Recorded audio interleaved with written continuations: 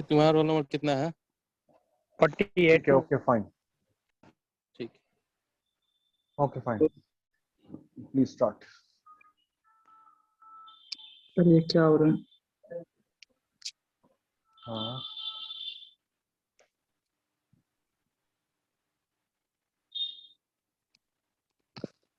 अच्छी स्टार्ट करो। हाँ सर, स्टार्ट करें। हाँ sure, best of luck, Okay, please go ahead. thank you, sir. Good morning, all of you. First of all, thanks to Adnan sir to giving us this opportunity. I am Ayachi Arya with my team Rashi, Rishi, and Ashu, and we are going to present our presentation about T-Series and its marketing strategy. So let's start. Before going to marketing strategy, do you ever know what does T means in T-Series? T stand for Trishul, which is weapon of Lord Shiva. T-Series was founded by Gulshan Kumar in July 11, 1983, 37 years ago in Delhi. Gulshan Kumar was born on 5th May 1951 in Delhi, India. His father name was Chandrabhan, who was a fruit seller. Gulshan Kumar had one son and two daughters. Two of his daughters, Tulsi Kumar and Kaushalya Kumar, both of them are famous singers in Bollywood planet. And his son, Bhushan Kumar, who is the present owner of T-Series. Gulshan Kumar was died on 12th August 1997. After death of Gulshan Kumar, his son Bhushan Kumar and brother Krishan Kumar took all the responsibilities of T-Series company. T-Series is a private company. T-Series got many creator awards. They got 1 lakh subscriber in 2011, 10 lakhs in 2013, 5 crores in 2018, and 10 crore in 2019. T-Series was a profoundly disruptive force in the Indian music market, in large part because it was successful period. The company built its catalog through a variety of quasi legal and illegal practices. T-Series' first original film soundtrack release was for Lallu Ram in 1984 with music scored by Ravindra Jain. The company's breakthrough came when it released the soundtrack for the 1988 Bollywood blockbuster Kayamat Se Kayamat Tak, also known as QSQT. ये बहुत hit हुआ था, it was a mega hit. Yes, sir. Of my time, T-Series channel primarily features content in the Hindi language and several other languages including Urdu, Punjabi and English. T-Series joined YouTube on 13 March 2006 but only started uploading videos. In 2010, T-Series primarily shows music, videos and film trailers. By July 2013, it had crossed billion views, become the second YouTube channel to cross the milestone after Rajshri production. In January 2017, T-Series surpassed PewDiePie to become the world's most viewed YouTube channel, and as of December 2019, it has over 92 billion views. The T-Series YouTube channel is run by a team of 13 people at the T-Series headquarters. T-Series channel also owns a multi-channel network with 29 channels.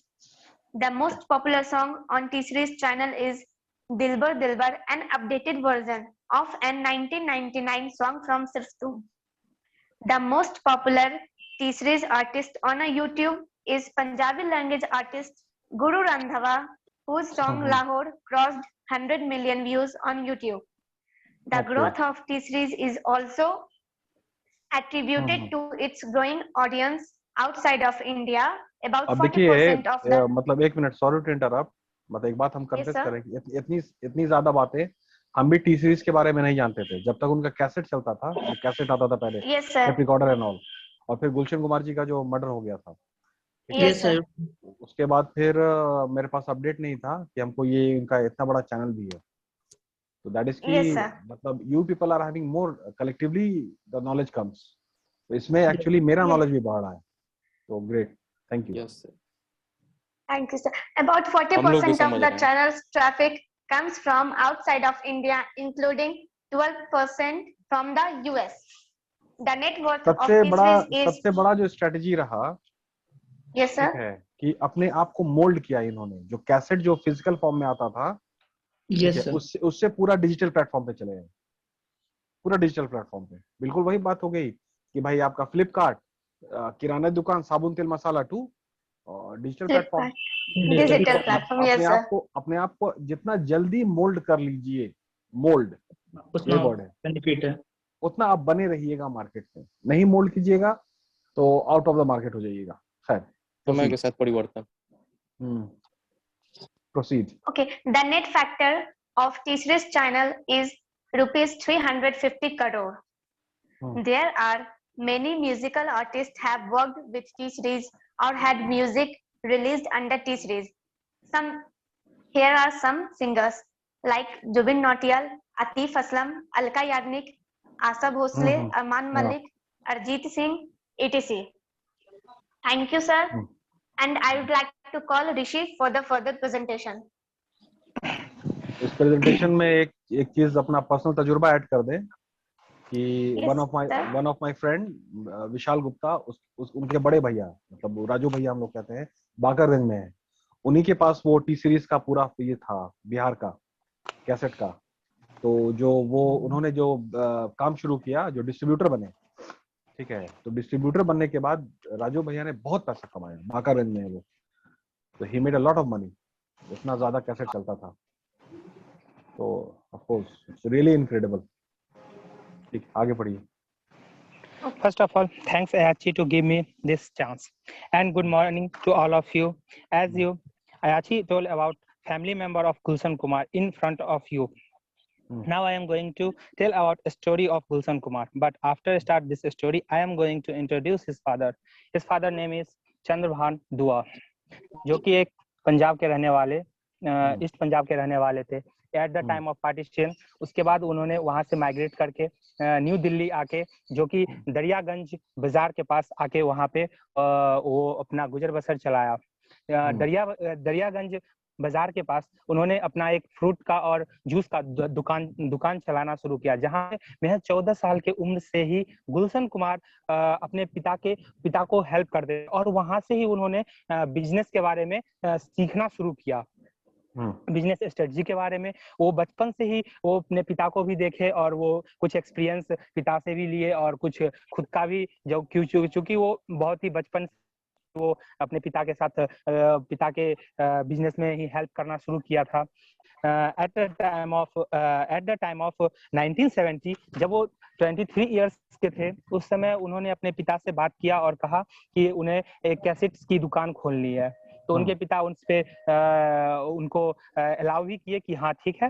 तो फिर उनके पिता वो वहाँ पे recorded जो भी cassette थी वो बेचा करते थे, लेकिन बेच के प्रॉफिट कमाया। जब कुछ प्रॉफिट होने के जब कुछ इनकम होने के बाद उन्होंने सोचा कि जो हम दूसरे का बनाया हुआ कैसेट्स को क्यों, रिकॉर्डिंग को क्यों बेचे। तो उन्होंने अपना खुद का ही शुरू किया, जो कि नोएडा में सुपर कैसेट इंडस्ट्रीज नाम के एक छोटा सा इंडस्ट्रीज खोली, जिसमें उन्होंने खुद से ही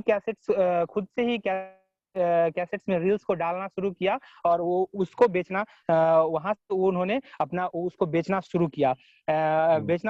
एट द टाइम ऑफ 1983 में उन्होंने उस कैसेट्स के सुपर सीरीज के नाम को चेंज किया और उन्होंने टी सीरीज का नाम दिया, जो कि अभी इंडियन मार्केट का 60% मार्केट शेयरिंग जो है म्यूजिक का, वो टी सीरीज के पास में ही है।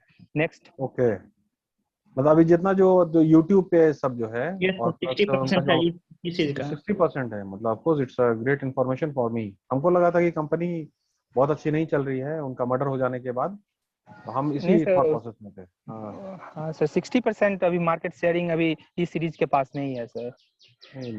लगभग इंडिया में ही नहीं सर, ऑल ओवर वर्ल्ड में सर, बड़े बड़े म्यूजिक इंडस्ट्रीज में नाम में सर टी सीरीज का नाम सबसे पहले आता है।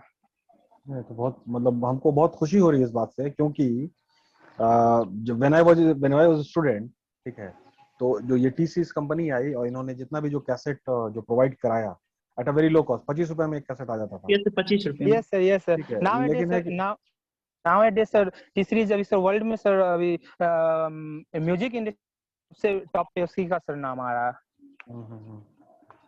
नहीं, इससे हमको मतलब I am feeling very happy actually that still I am alive. Yes sir, that are not thank you dead. Sir. Yes, sir. Now I am discuss about Gulshan first strategy of Gulshan Kumar, which is Gulshan Kumar find the pen. जब गुलशन कुमार अपना cassettes बेचा करते थे तो उन्होंने देखा उसमें कि इनकी कैसेट्स मतलब जिस तरह बिकनी चाहिए थी, डिमांड होनी चाहिए थी, उस तरह की डिमांड नहीं हो रही। उन्होंने फाइंड करना शुरू किया पेन कि एक्चुअली पेन है क्या। उन्होंने पेन के लिए पेन फाइंड किया तो उन्होंने ये देखा कि उस समय जो कैसेट्स थी वो डिस्क में आया करता था, जो कि डिस्क था वो बहुत ही महंगा था, जो कि बहुत ही रिच से रिच फैमिली उसको एफोर्ड कर पाती थी और पुअर फैमिली या फिर मिडिल क्लास फैमिली उसको एफोर्ड करना नहीं कर पा रही थी। तो गुलशन कुमार ने उस चीज को फाइंड किया और उन्होंने उस समय जापानीज कैसेट जो कि मैं जिसका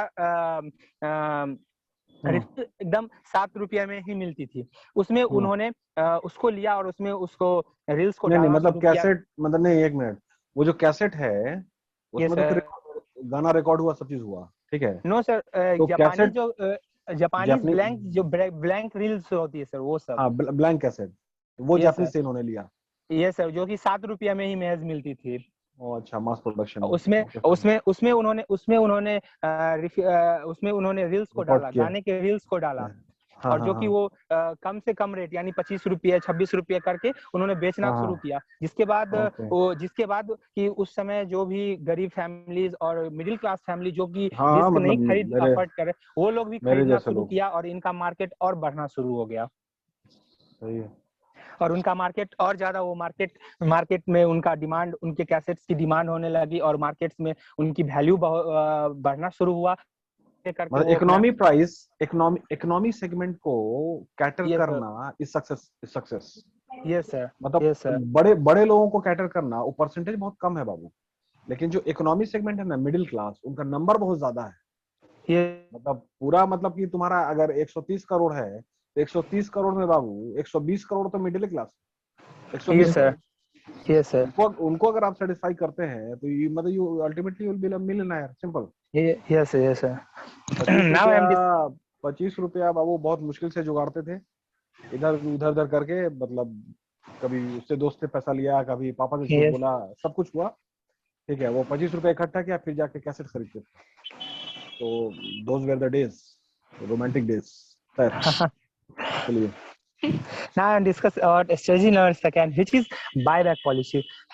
बायबैक पॉलिसी में गुलशन कुमार ने फिर से उन्होंने रिटेलर्स, उस समय वो रिटेलर्स से रिलेशनशिप्स बनाना शुरू किया इसमें, जो कि स्ट्रेटजी नंबर सेकंड थी उनकी। तो वो रिटेलर्स को ये भरोसा दिलाए अगर उनका कैसेट, जो भी टी सीरीज का कैसेट अगर नहीं बिकता है तो वो उसको रीबैक कर लेंगे।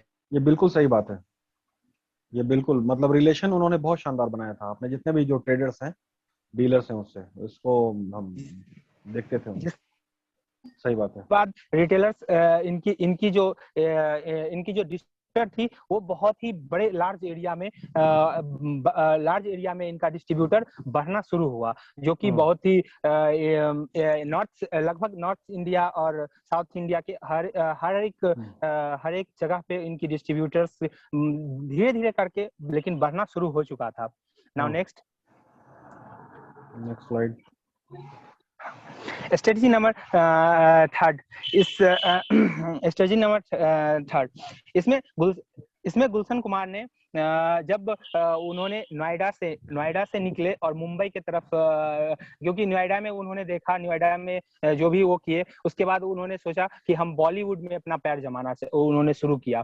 तो उन्होंने नोएडा से निकल के बॉलीवुड में जाने के लिए उन्हें मुंबई जाना पड़ा और मुंबई गए। वहां पे उन्होंने म्यूजिक इंडस्ट्रीज धीरे करके अपना पैर जमाना शुरू किया। वहां पे उन्होंने स्टार्टअप किया कि उन्होंने वहां देखा कि जो भी बहुत ही फेमस सिंगर जैसे लता मंगेशकर थे, आशा भोसले, अशोक कुमार थे या फिर मुकेश थे, इन सभी के जो बहुत फेमस से फेमस गाने को उन्होंने उठाया, उन्होंने उस गाने को लिया और उस गाने को न्यू बीट्स पे डाला। जैसे कि आज हम लोग देखते हैं कि रिमिक्स करना। ये जैसे कि आज हम लोग देख रहे हैं कि दिलबर सॉन्ग, जो कि मोहरा फिल्म में ही आया था, बहुत ही हिट गाने थी मोहरा फिल्म की। नहीं, दिलबर मोहरा में नहीं है बाबू, दिलबर तो वो है सर, उसको रीडिजाइन फिर से कराया गया सर, मोहरा में तुम भी में था। ना, मोहरा में नहीं था सर, उसमें था। मोहरा में नहीं फिर तुम देखकर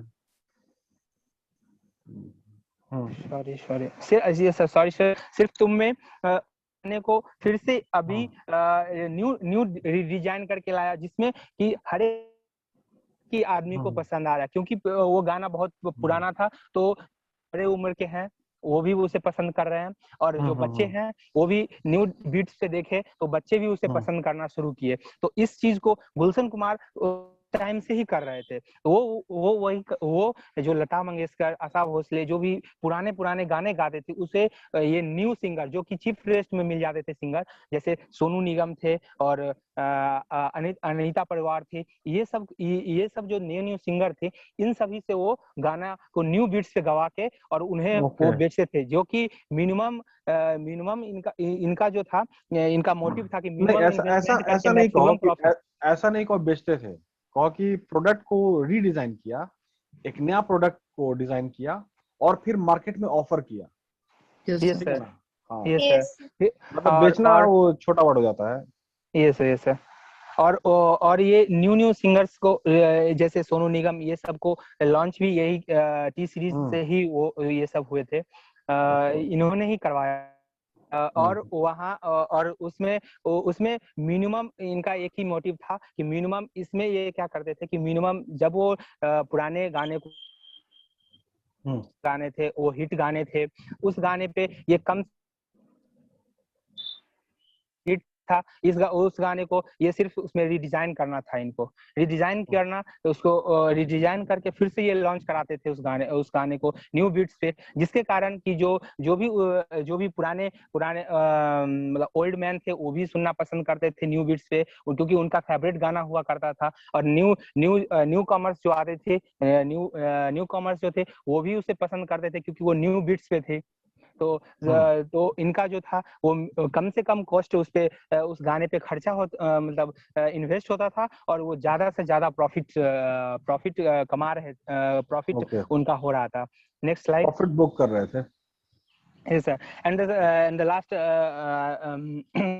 strategy number 4, which is जब उस समय की जो भी कंपनीज थी, जैसे CL और MIL, ये दो कंपनीज उस समय की जो कैसेट बेचा करती थी, वो का जो कैसेट था वो महज 36 to 45 थी, जो कि उसकी उस समय की बहुत ही महंगा, जो कि बहुत ही कम आदमी अफोर्ड करते थे और खरीद पाते थे। लेकिन टी सीरीज उस समय में अपनी कैसेट्स को 25 रुपीज में ही बेचती थी, जो कि बहुत ही इकोनॉमिकल था, और इनका कॉम्पिटिटिव प्राइस थी, जो कि इनका मार्केट कॉम्पिटिटिव प्राइस थी, जो कि इनका मार्केट वैल्यू बहुत ही ज्यादा, और मार्केट में इनका बहुत ही ज्यादा डिमांड भी था। इनके कैसेट्स का बहुत ज्यादा, टी सीरीज कैसेट्स की बहुत ज्यादा डिमांड मार्केट्स में थी, और टी सीरीज जो थी वो लिस्टेड कंपनी ना होने के कारण इन्हें एक्साइज ड्यूटी जो 15% और कंपनीज को देनी पड़ती थी, वो टी सीरीज को नहीं देना पड़ता था, जिसके कारण टी सीरीज को थोड़ा यहाँ पे भी प्रॉफिट हो रही थी।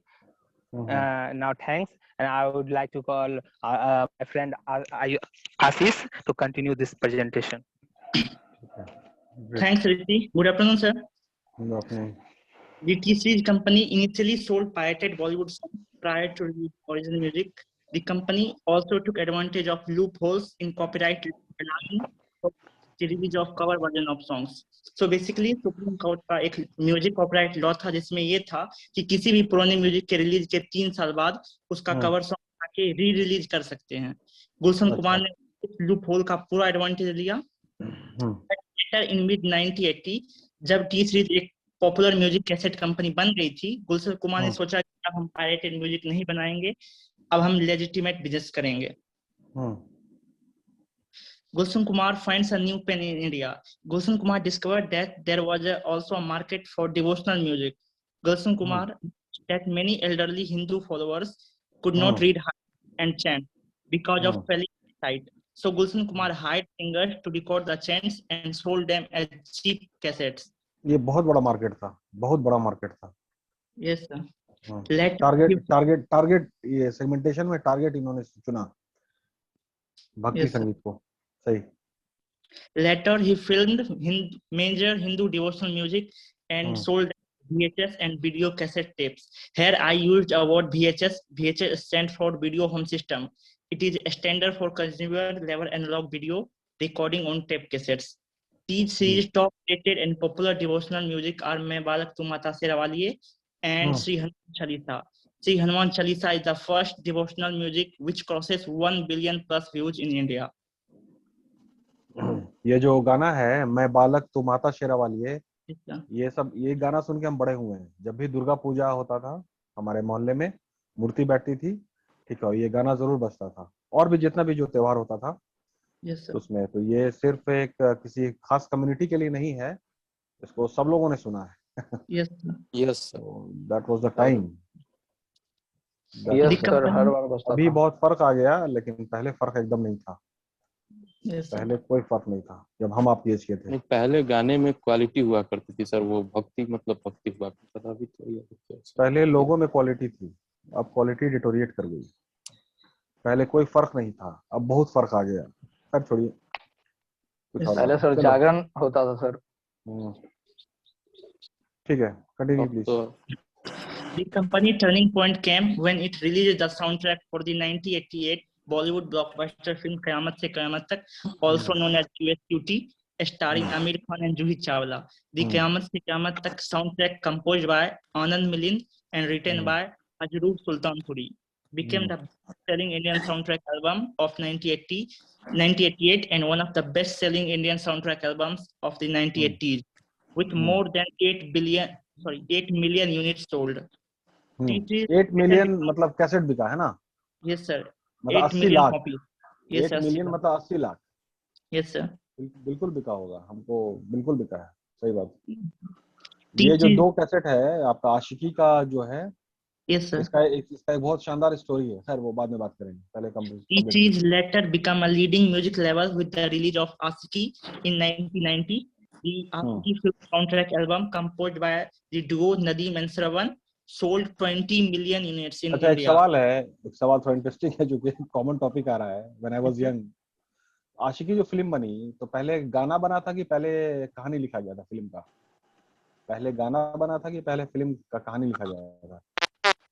गाना था पहले तो सर पहले गाना बना था। पहले गाना बना था। पहले गाना था सर, उसके बाद फिर उसकी स्टोरी सर आई थी।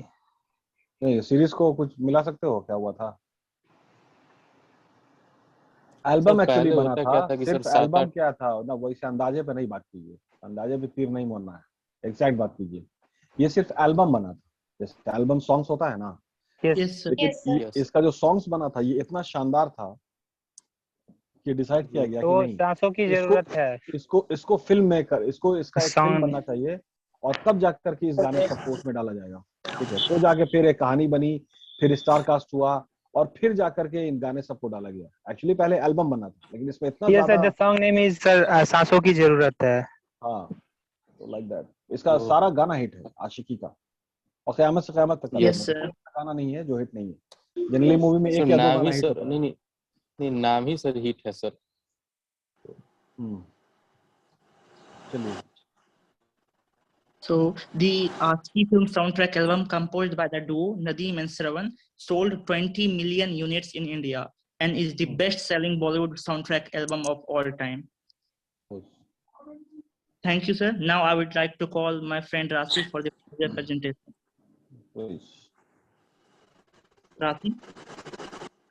Good afternoon, everyone. You have seen the Gulshan Kumar story of T-Series. Now I will explain you about the turning point of T-Series. August 12, 1997, Gulshan Kumar, owner of T-Series, is shot dead when coming out of a temple at Jeet Nagar in Juhu. It was really a great loss to T-Series company. Change. Ashu.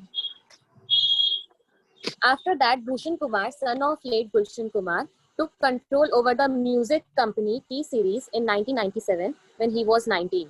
He went to become the chairman and managing director of this #1 music company in India. As a managing director, Kumar diversified the business into electronics, CD, audio, video tapes, and cassettes and film production. For this and for popularizing Indian music, he was honored by Government of Indian Electronics and Software Council. Ashu change. His first strategy was to keep himself updated with new music concepts and to keep a harmony relationship with music composers. Change. His second strategy was to make available the video song of T-Series in YouTube with the name of Retro Mix. Change. It created a big impact on T-Series marketing, as well as it was available in different language, which builds its target market. As one of the India's leading film production houses, T-Series has nearly 20 releases in 2019 and happens to be the biggest music channel on YouTube with 134 million subscribers with market share of 70 to 80%. Kumar also invested in solo and joint music production and ensured that there will be no compromise on its quality domestically and globally both. Third, his third strategy was that T-Series has licensed its music with Facebook and Instagram. These are the platforms where maximum consumption of content happens. Kumar introduced the music promotion on digital platform and also made the first move to lock a digital deal with Hungama. T-Series has invested about 300 crore per year on mid-budget films with forecast of 400 crore in box office collection. अच्छा, okay. Ashu change. और एक और change. So here is the short analysis of T-Series with respect to Bhushan Kumar's marketing strategy. First, largest producer and publisher of music and video. Second, more than 40 plus Hindi films. Third, diversified in electronics. Fourth, taping the regional music industry. Fifth, film production diversification and many more. Kumar, with his intelligence and short management instinct, emerged as an achiever, spreading T-Series across broad area. And he continues to influence the industry in major way. Thank you so much. Great. Great. Nice effort. Nicely compiled. Okay. ठीक है, देखिए presentation में वो है कि वो ज्यादा से ज्यादा इंफॉर्मेशन ठीक है और शामिल हो तो बहुत अच्छा लगता है. ठीक, चलिए, thank you very much. Give chance to the students, then the students also give the feedback, some feedbacks, because if you do. सही है. ये सुनिए पढ़ी देता है. तो प्रेजेंटेशन बहुत ही बेहतरीन था, जो कि समझाने का जो एक्सप्रेशन था वो शुद्ध हिंदी जो इसको बोला जाता है, और जो कि हम लोगों को भी अच्छी तरीके से समझ में आया. और क्या, और लोग जिसको फीडबैक देना है दे सकते हैं, लेकिन मेरा फीडबैक यही है कि सर बेस्ट प्रेजेंटेशन था, क्योंकि बहुत चीज उन लोगों ने ऐसा बताया शुद्ध हिंदी में जो कि. Thank you Pratap. Thank you bro. Thank you, sir. चलिए, thank you very much. To be continued. Thank you sir. Thank you, sir. Thank you sir. Next में फिर एक अच्छा प्रेजेंटेशन बना के लाइए आप लोग.